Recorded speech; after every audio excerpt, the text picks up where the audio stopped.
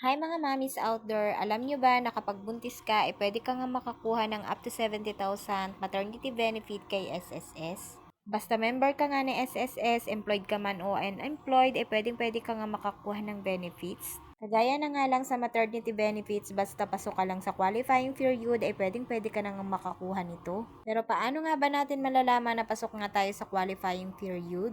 For example, ang EDD ko nga ay October 2024, ang qualifying period ko nga ay July 2023 hanggang June 2024. At kailangan nga ay makapaghulog ako ng at least 3 to 6 months sa loob ng mga buwan na yan. 3 taon na nga din akong walang trabaho simula nang nanganak nga ako sa second baby ko. At 1 month na nga din ang tiyan ko nang malaman kong buntis ako at February 29 na nga iyon. At dahil hanggang June nga lang ang pasok sa aking qualifying period ay kailangan ko nga mahabol ang January. Quarterly nga tayo pwede maghulog sa SSS kaya pagdating ng March ay naghulog ka agad ako ng January hanggang March. Pasok na nga ako sa qualifying period ng 3 months at may makukuha na nga ako doon ng at least 35,000. 35,000 nga dahil 2.8 nga ang hinuhulog ko buwan-buwan. At dahil 70,000 nga ang gusto kong makuha ay hinulugan ko nga din ang buwan ng April, May at saka June.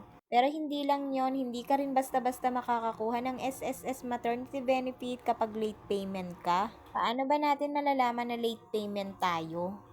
Ang EDD ko nga ay October 2024 kaya kailangan may hulog ako ng at least 6 months sa loob ng July 2023 hanggang June 2024. Kaya kung huhulugan ko ang January to March, kailangan nga ay March pa lang ay nakapagbayad na ako at hindi pwedeng lumampas ng March. At kung huhulugan ko nga din ang April, May, June ay hindi nga ako pwedeng lumampas ng June. Kailangan bago mag-July ay mahulugan ko na nga ito. Dahil kapag lumagpas ka na nga ay pwedeng late payment ka, posibleng ma-denied ka ni SSS at wala kang makuha. Sayang din naman yon at sayang din nga ang naihulog mo kung magbabayad ka rin lang naman ng late. Pang third baby ko na nga ito, sa first baby ko ay wala nga ako nakuha sa SSS dahil hindi pa nga ako member ni SSS noon. Sa second baby ko naman ay nakapagtrabaho na ako kaya nung nabuntis nga ako sa kanya at mga anak ay nakakuha nga ako ng benefits at umabot nga din yun ng 38,500. Hindi naman kasi ganun kalaki ang sinasahod ko kaya hindi din ganun kalaki ang hulog sa SSS. At dahil unemployed nga ako dito sa third baby ko ay nag-voluntary na nga lang ako at nilakihan ko na nga din ang hulog ko para malaki din na makuha ko. Malaking bagay na nga din yon at pwedeng-pwede ka na nga din magpabinyag ng baby mo.